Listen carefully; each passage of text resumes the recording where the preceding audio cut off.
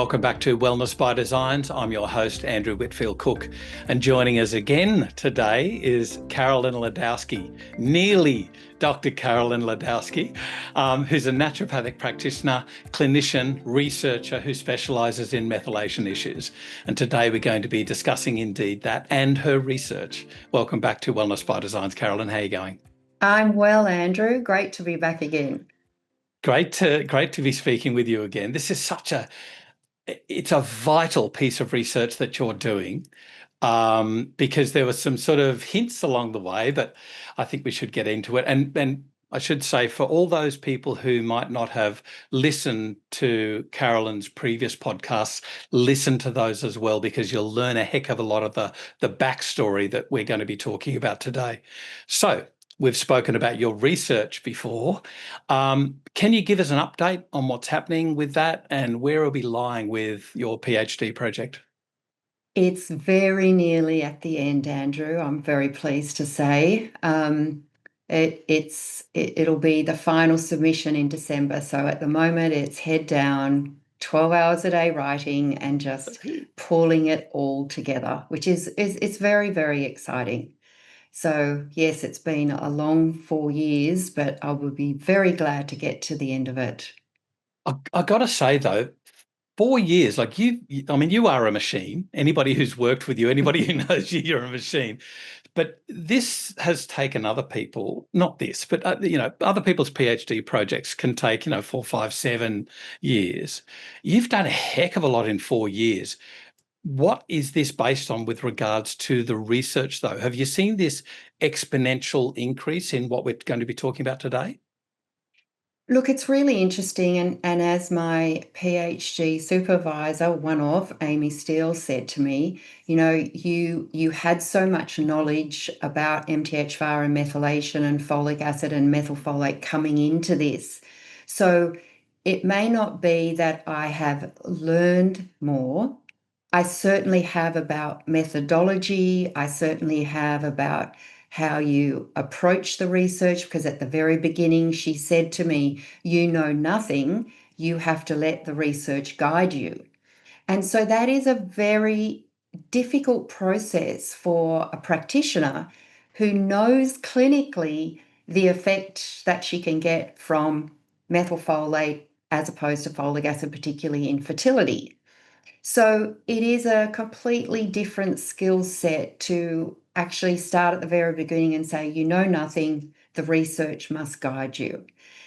And so that's a really interesting process that as a researcher you go through. And what's very exciting is the research has guided to the point that I'm not as fanatical as I was. I'm a lot more balanced, but I have still the very strong opinion, and now backed up by research, that if you exceed certain levels of folic acid, it's definitely problematic. Right. And what we don't know, which has to be established with further study, is what is excess and what does it look like? Because the Institute of Medicine in the United States back in 1998 said, well, it's 1,000 micrograms. But that's only based on it masking a B12 deficiency. It has nothing to do with the biochemical way that folic acid is processed. And this is my argument, that we can no longer say the only problem with excessive is the masking of a B12 deficiency. We have to be looking at it from a biochemical point of view. What does it do to methylfolate? What does it do to the epigenetic effect in the offspring? And so that is a completely different conversation, and one that is a public health emergency. And I actually saw this morning on the news that 1 in 4 children under the age of 10 are with the NDIS for ADHD and autism. Now, we have animal studies dating back to 1998 that says if you exceed certain levels of folic acid, the effect in the offspring is neurodevelopmental disorders, including autism. So it's no longer, oh, okay, let's just let everybody go the way we're going. We, probably one of the most important things to come out of this is we have to define what excess is. And that's not only in supplement use, but also in red blood cell folate and serum folate. We need to define it. And that is the most important thing, I think, that's come out of this. Because as you know, at a low level, 200, 300 micrograms, it's probably not an issue. But we have uncontrolled voluntary fortification. And so these young kids are getting excessive levels even without a supplement. And I don't think parents understand that. I don't think the government understands that. I don't think public health policy understands that. And it is a real problem. Absolutely. And I'm so glad you said that, because indeed the folic acid issue is largely, not solely, but largely from food fortification. And it would be really interesting to look at those countries that did not fortify foods with folic acid and to see what happens with their neuroatypical prevalence. Yes. But I guess one of the issues is, with a B vitamin deficiencies, pellagra or something like that, you see the issue. With the B12 deficiency, you will feel the paresthesia. With a folate issue, an excess, what do you see? Anxiety is probably the number one. Okay. Anxiety and pain. And when you Nice. consider how stressed out everybody is, I honestly believe that most young kids suffering from anxiety have this problem. Wow. Because we know that if we can clinically reduce that folic acid or folate getting blocked, that block that we've always spoken about, then usually their anxiety will come down. And I think the folic acid, there's no question that at an excessive level, it is causing a metabolic block. So we need to define it, number one, but we need the governments now to be responsible, because there's no question that 800 micrograms in the leading prenatal multivitamin in Australia is too much. And that's Right. what this paper that we have coming out, hopefully published very, very soon. It's been with the journal for some months. It basically says, well, all the governments recommend 400 to 500. It seems sensible, 400 micrograms, if you don't have an MTHFR polymorphism and you don't have problems with metabolizing your folate through other genetics, but not 800. No. So it looks like anything over 400 is problematic from a supplemental point of view. So why are we allowing the leading prenatal to have 800? Yeah. So I think things like that need to be looked at. And in a preconception and pregnancy perspective, we did find in our paper that was published in 2022 that excessive level of 1,000 micrograms is always due to supplements in preconception and pregnancy. Right. So this is, but the general population probably doesn't always take a multivitamin.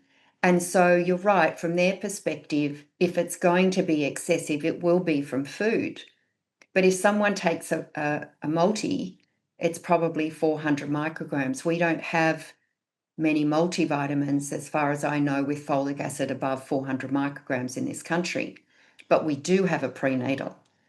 And so I think we also need to review that. So in your reviews of serum folate, folic acid, I should say, did you find indeed that disparity with regards to food versus supplements? Did you find that food would only give you this amount food fortification of folic acid, not green leafy vegetables with the active folates. But for food fortification would only give you that, but supplements would bump you up to this. Yes. So in that particular paper where we evaluated how much folic acid or indeed folate, because we did look at natural food sources as well, we absolutely established that women are not getting enough. They're not getting nearly 400 micrograms from food alone. However, there were some that had that typical Western diet where they wake up in the morning, they have breakfast cereal, then they have, a sandwich for lunch, and they've got a lot of packaged foods. Some of them were getting over 800 micrograms in their food. So that's very problematic if you then add a supplement on top of that. So it depends, but I think the people that are most at risk are the pregnant and prenatal women that are taking these 800 microgram plus multivitamins, but it's the young kids.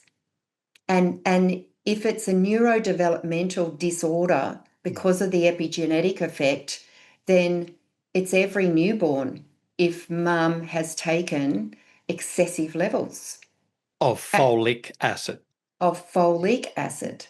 And so that is a public health thing that we need to address. We need to have the caution around how much is too much, and we don't know the answer to that. When you're talking about governments being responsible and public healthcare messages and things like that, we've seen it before where there's a real protection, let's say a protection of what's gone before, and then the slow change, if you like, so that those people that are affected by one policy issue, we could talk about asbestos here. So, asbestos is outlawed at a certain point, and it took decades for any legal recourse to happen, by which time many of those victims had already passed on. We're seeing this with PFAS issues, with aviation support people around airports, anyway, blah, blah, blah, that sort of thing, Yeah. So we're seeing this lag time of those people affected where they encounter health issues. That generation, if you like, dies out, and therefore it's like, oh, yeah, we knew that.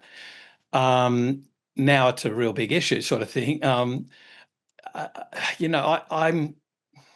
forgive me for being so negative, but I can see governments just going, nah, nothing to see here until bang.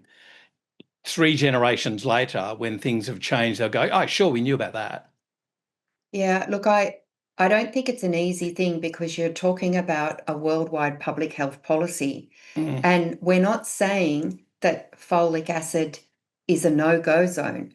What we're saying is we now have clear evidence from animal and human studies that there is a problem with excessive levels. So let's define it. If we're saying that 400 micrograms is the recommendation worldwide, then we need to, A, counsel women that they shouldn't exceed that. We also need an alternative. So if someone does have problems with methylation, or they've got an MTHFR polymorphism, or they've got other genes in that folate pathway, then the sensible alternative is the methylfolate, which doesn't build up. And so I think part of the problem is we have this one size fits all. And I think we need to be more individualized in our prescriptions. And I think we can't assume that more is better when it comes to folic acid. I think, has it done its job from preventing neural tube defects? Yes, but it was only ever meant to contribute 100 micrograms per 100 grams of flour. We're way beyond that, beyond that. Some breakfast cereals have 400. So this is part of the problem. We've got this attitude that more is better. Let's just get more. And, there's some researchers in the UK that are actually proposing we now supplement our food with 1,000 micrograms. It's insanity, absolute insanity. We can't wait, which is the average of research to the population, 20 years. We can't wait 20 years for this to be resolved. We need to be looking at this excess level now, and we need to say, okay, for the majority of the population, there's no problem if you're under 400 micrograms of combined food and supplements, which means we've got to drastically change what people are having access to on the supermarket shelf. But then we also need to be able to say, okay, if you do have MTHFR, or we do know that you have problems with not metabolizing that folic acid, you might have a DHFR, dihydrofolate reductase polymorphism as well. We think the better option for you is methylfolate, particularly in recurrent pregnancy loss. And I think that's one of the things that I've come out of this definitely saying, if you've got recurrent pregnancy loss, I don't think there's any option other than to swap to methylfolate and really go at a higher level. So let's just dream for a second that governments listened and said, okay, we're going to swap to the methylfolate, which is one of the active folates found in food, normal food, not fortified food. Is it stable if they decided to fortify with methylfolate? And Not do at you this see, point. right? This is the biggest problem we have. And I don't think that there's any chance that you will get a complete change in swap to methylfolate. I think where we need to go initially is say, okay, we're still saying that folic acid is generally fine for the population. We'll stick it at 400 micrograms, but we have to minimize the voluntary folic acid. I think if we could actually delete the voluntary folic acid fortification and say we're only sticking with the mandatory, you can easily then guess how much someone is getting from their food. Right. And then say, okay, we want you to have a total of 400 micrograms to support the pregnancy. Therefore, you can have a supplement of 200 micrograms. And then say to those people that are having problems or having recurrent pregnancy loss, we think that we need a personalised prescription for you, and we don't think the folic acid is the right way to go. Gotcha. Let's go with methylfolate. And I think if we plan it out as a slow transition, I don't think there's any chance there will be a complete swap, because we do have problems. And this was one of the things, unfortunately, that came up in the trial, is that we did have stability issues with the methylfolate product, which I think did absolutely affect the outcomes. Gotcha. So the stability of methylfolate is problematic. And as yet, one of the reasons it hasn't been approved for food fortification is that it's not stable.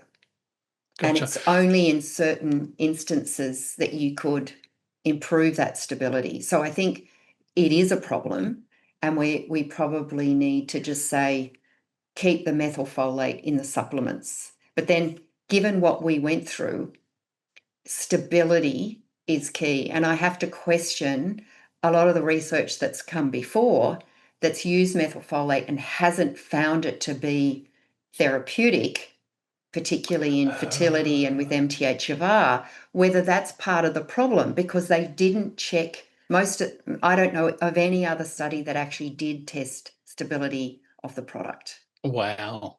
Okay. So what about introducing the halfway measure, the folinic acid? Where does that sit in the population versus a personal sort of issue? Somebody with SNPs on it versus a population basis.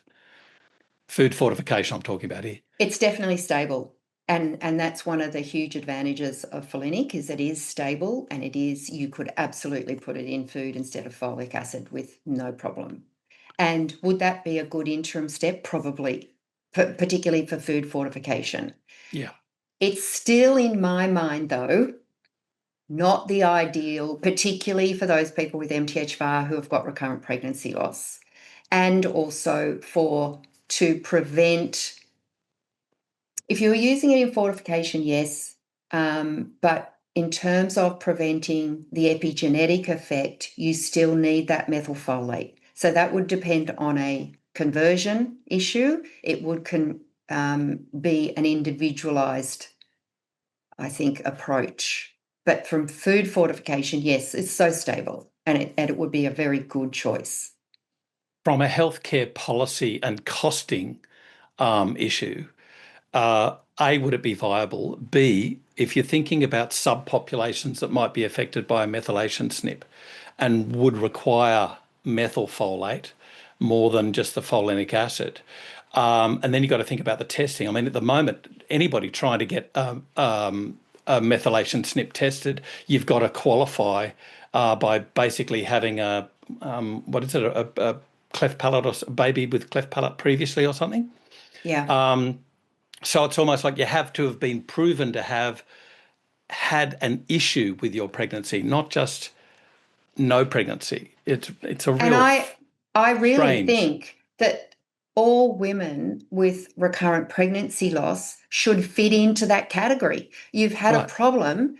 Let's make sure that we're doing something differently. Because what our research found, and it was just a small subsection of the women from the pilot study, where Yeah. we interviewed them about their experiences in the medical system with their recurrent pregnancy losses.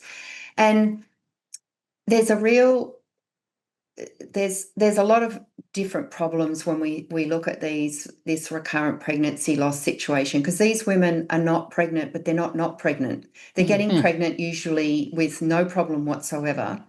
They ring their GP and they say, I'm having a miscarriage, and the GP says, well, go to the emergency. I can't do anything. The emergency centre puts them in the maternity ward to have their miscarriage, and then they're told, go home and keep trying. And So grieve. there's this loss of this lack of appreciation of what they've gone through, and just I guess, thinking about it from a physical point of view and not an emotional point of view, it's very lacking. And these women are saying, hey, we don't fit into the system. We're asking what we can do differently. We're asking how we can prevent it. And they're told nothing, go home and keep trying. So I think there's real issues. And if we could come back to these women, and that's why they love to see us in clinic, because we say, yes, we actually believe there's a lot you can do. First of all, get rid of the folic acid out of your diet. Second, let's move you to methylfolate. Let's test you for MTHFR. Let's increase the folate if it's warranted.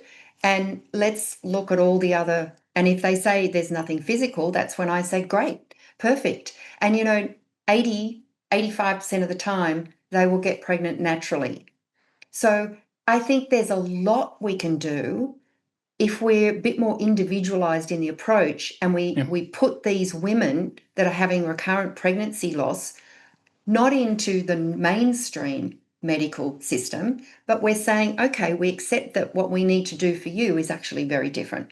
And let's do that protocol. Let's change you to methylfolate and see if you get an improved response. And they probably would. Can I ask the question about uh, dosage? And I think you've sort of answered the question, so forgive me for asking it again if I've just re-asking. But with regards to what you saw with unmetabolized folic acid in supplemented individuals versus unmetabolized folic acid in those people just on quote unquote a standard Australian diet, SAD. Is the issue just that, simply that, solely that they're taking folic acid? And if they stopped that intake of folic acid, their folic acid levels would drop to normal, i.e., the issue of high folic acid is quote unquote supplementation of some form, whether that be from a tablet or food. Is that the issue, or does unmetabolized folic acid remain an issue after cessation of folic acid intake? There's previous research, not mine, that basically says if you live in a country of fortification and you are eating a normal, what they call a normal diet, you will have levels of unmetabolized folic acid. Every single person in a supplemented country that has bread or breakfast cereals or anything in a packet absolutely will have unmetabolized folic acid.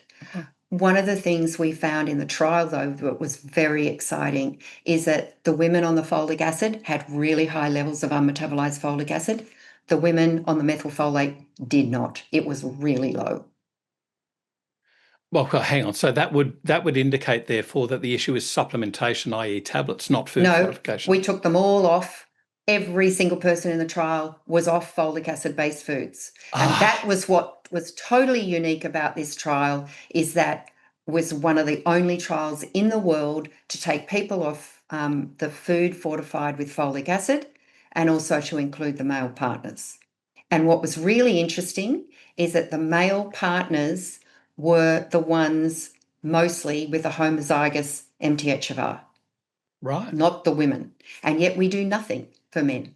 Yeah. We don't tell them to take any folate. We don't counsel them to take, well, we do, but most practitioners don't. So what the women did in the trial, the men did too.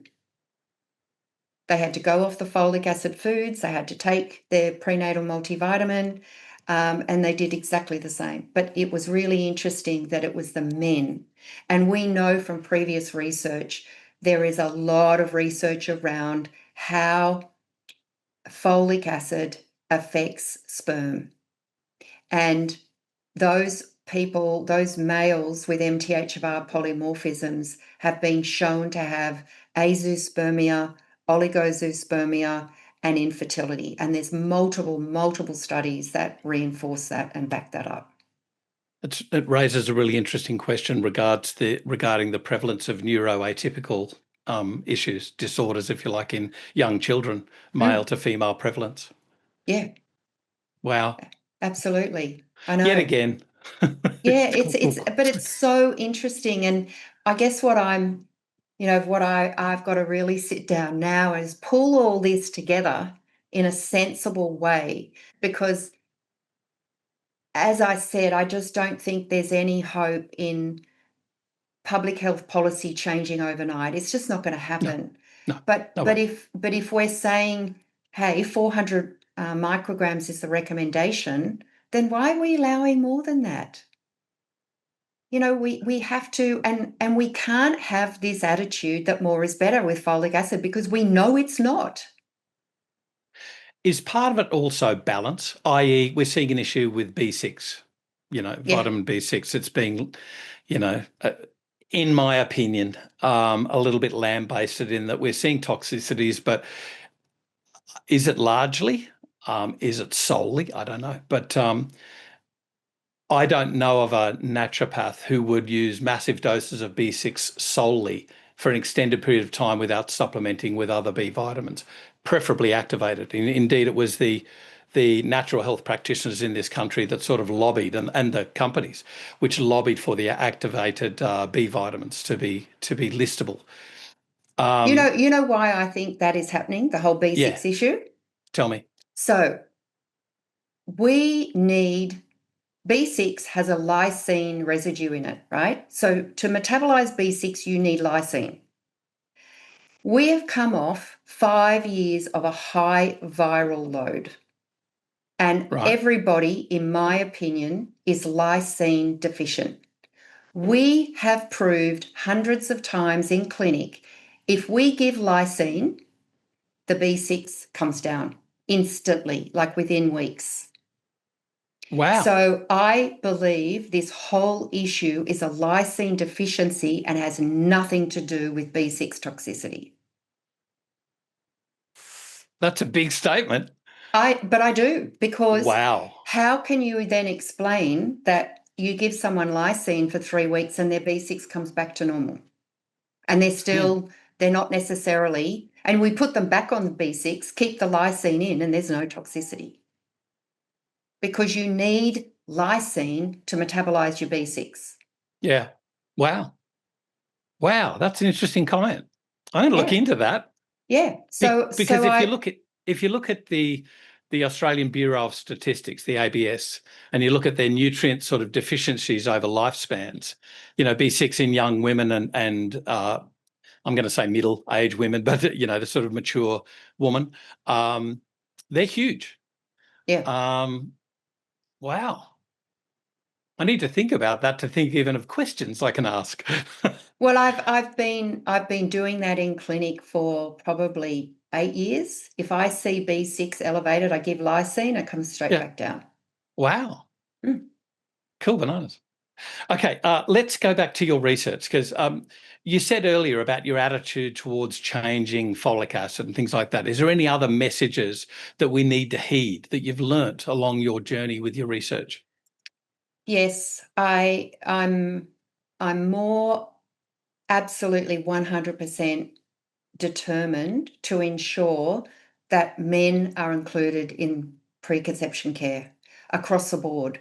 I mean, when you look at all the policy recommendations, um, all the protocols that doctors are following in regards to recurrent pregnancy loss, men are pretty much nigh absolutely ignored.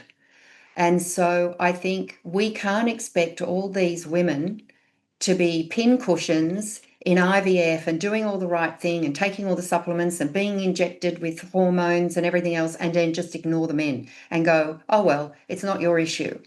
Yeah. We need to really be looking at DNA fragmentation rates across the board. We need to be checking them for MTHFR. We need to be putting them on the same diets. We did in the practitioner research that we've just had published last week. That was one of the things that really stood out when we asked them how many actually included males in preconception care was 11%. Wow. 11% of fertility specialists, midwives, GPs, Wow. 11%. And that can't continue because what is this? Do we not teach kids in school that they're involved in making a baby? Two, Mm. do men have no idea that 50% of their DNA is contributing? I mean, the amount of times that men say this has nothing to do with me, it's like, oh my goodness, I wish I had $1 for Wow. every time. So, and then because Mm. we're not addressing it from a public health perspective, we need messaging out there for men, and it's got to start at school. Hey, you're 50% responsible. So what your wife does, you do, or what your partner does, you do. And that was a big eye opener, particularly when we found in the trial that it was the men that had the MTHFR polymorphisms homozygous. So that raises the whole question is, why do we only consider that the woman has the problem? Mm. And the amount of times that we've seen, these women in clinic that have struggled and struggled and struggled to get pregnant, and all the time it was their partner. Yeah. So I mean, most naturopaths would absolutely address the male, but it's not happening at the front line. It's not Yeah. happening with GPs, and it's not happening with fertility specialists on the whole. So we really need to change that whole dimension that, hey, we need protocols for men as women and women, not just women. What about things like other B vitamins, e.g. B12? Like I never ever used to give folic acid in my younger days. I never used to give folic acid without giving B12. Just wouldn't do it. Yeah. What have we learnt? What sort of other issues have you learnt with generalised nutrition? Iodine deficiency, for instance. Are you seeing this Yeah. being a concordant issue? Yes. I mean, I think the problem is now that our food doesn't supply us with what we think it should. And I think a lot of GPs still have the attitude that it's food is fine, when you're preparing for pregnancy. And I just don't think we can say that anymore with the No. processing and everything. So all the things that we know we've got to check. B12 is critical when it comes to folate absorption, absolutely critical, because you can't absorb your folate without B12. And so, if we consider that folic acid does mask a B12 deficiency, anyone taking folic acid is at huge risk.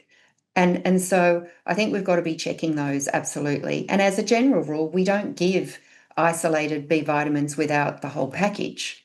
So I think that's also important. But we did see that in the practitioners' survey where they were giving off-the-counter products that just had folate and iron in it, because that's the recommendation. Yeah. So I think the recommendations need to be broadened to say we do need multi-Bs in formulas. And when you look at those formulas on the shelf, the amount of B12 in there is absolutely pathetic, except for practitioner-only products, which they're really good. I mean, you're talking 6 micrograms. Like it's insane. So I think there's a lot of issues, but we're not going to solve all those overnight. But we can only try, can't we? We're going to need to clone you for the next generation, Carolyn, so that you've got the next We need more. And flowing on from that, what's next with your research? What's happening now? So, okay, you'll have your PhD done hopefully by the end of 2025.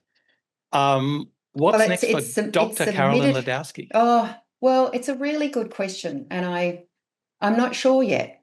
Would I like to do some teaching? Yeah, I would. I think I'd really like to teach the next generation of kids that, hey, this is a really important topic, and for us to understand that biochemistry and have the attitude that we need to be more individualized in our prescriptions. I think that's really important. There's so much research, and I'm in the process now of writing the implications for future research, and there's so much future research around this whole thing. Maybe supervising some other PhD students that can continue this work would be awesome. So there's a lot of options. I'm not sort of or a book. Wedded to anything, or a book. Yeah, absolutely. I do want to write a book next year. That's one of the things on my list. Good. But there's a lot. And I think I've only looked at it from a recurrent pregnancy loss. But as I said in the very beginning, I think autism, I think definitely neurological disturbances across the board is a very, very big part of the picture. And I think it's cardiovascular. There's so much. Mental health, depression, anxiety. There's a lot that could be addressed through future research. And I think, yeah, I'd like to get to public health departments to start presenting the results, to at least open some conversations to say, hey, wouldn't it be great if we could be the first in the world to actually look at what excess means and how we define it and what we do? I think that would be great. I think part of what you're asking, though, and we can only hope that somebody in authority within the healthcare system, within politics, that sort of echelon of our governance in Australia, whether it be medical or political, has the fortitude to change policy with regards to public health, that more is not better. We got it wrong. We need to change. We've done it before. I don't think they're going to say we got it wrong. No, I don't think, but I do think the first step could absolutely be, we're not changing our policy. We're just saying that we believe that 400 micrograms is the upper limit. Yeah. So we're going to restrict supplements. We need to tamp that. We're going to reassess voluntary fortification. And by the way, we're going to acknowledge that there is a subset of the population, like those having recurrent pregnancy loss, that we might look at changing what we give. Yeah, if we could do those 3 things, that would be major. Yeah, but not just with those women that are losing the baby, with their partners who are donating the DNA. Yeah, absolutely. I think that would be absolutely phenomenal if those 3 things could at least be started to say, okay, we acknowledge there's an upper limit. We don't know what it is yet, but let's just stick to the worldwide recommendation, which is 400-500 micrograms. Let's not allow any supplement to have above that. And by the way, yeah, we think that people are probably getting too much. So let's cut out voluntary fortification and just stick to our mandatory. That would be major if we could do that. I am so impressed by your incredible focus, but also your care, because it's not just care about the topic, because you're a clinician, you care for patients, you care for women and men who are Mm. suffering issues, not just pregnancy and loss and things like that, but neurological issues. You have done for decades. I'm so impressed that you are finalizing your PhD now, because it's going to give you that extra piece of credential to say, no, no, I've really looked into this. You know, you really have a message that's worthy of being listened to. I thank you so much for the work that you've done, not just for patients, but for future practitioners and the care of their patients. Well done to you, Carolyn Ledowsky. And I will preempt this by saying, what do we say? PhD candidate, but I can't wait for the day where I'm able to say Dr. Carolyn Ledowsky. Oh, thank you. That's really Well, kind of you. Yeah, it is. Look, it is exciting. And as you said, I've been passionate about this for 15 years, but it was just something that I was determined. That was part of the reason I did the research. One, I found, and it's sad, but I did find as a naturopath, I didn't have a voice in this area. I really needed to have a voice. hmm, I needed to basically try and get other people to see what I could see in clinic. And so that was a real move behind doing the doctorate, was to not only get research we didn't have, but also have a voice at the end of it that I could say, yeah, I have the credentials to be able to say to you, I think we've got a problem. hmm, And so if that means then that I have to do 500,000 presentations next year, I'll do it. But it just means that we've got to open some doors. And I think as a doctor, I've got more chance of opening doors where I couldn't open a door before. And it's really sad to say that, but I think what comes with the doctorate is people say, well, you've got to know your topic. yeah, yeah. And And I so can see that you'll be in demand the world over. Well done, Carolyn Ledowsky. It's been thank great you, chatting with you again. Andrew. Yeah, And you thank you so too. much for sharing. This is it's such important work that you're doing. So well done, seriously, for what you've done. Beautiful. Thank you. And thank you, everyone, for joining us today. Of course, we will put up as much as we can of Carolyn's research. There will be some that we can't, that will be embargoed until it's published, but watch this space. We'll put up the relevant details for when they become available. And of course, you can watch the other podcasts on the Designs for Health website. I'm Andrew Whitfield Cook, and this is Wellness by Designs.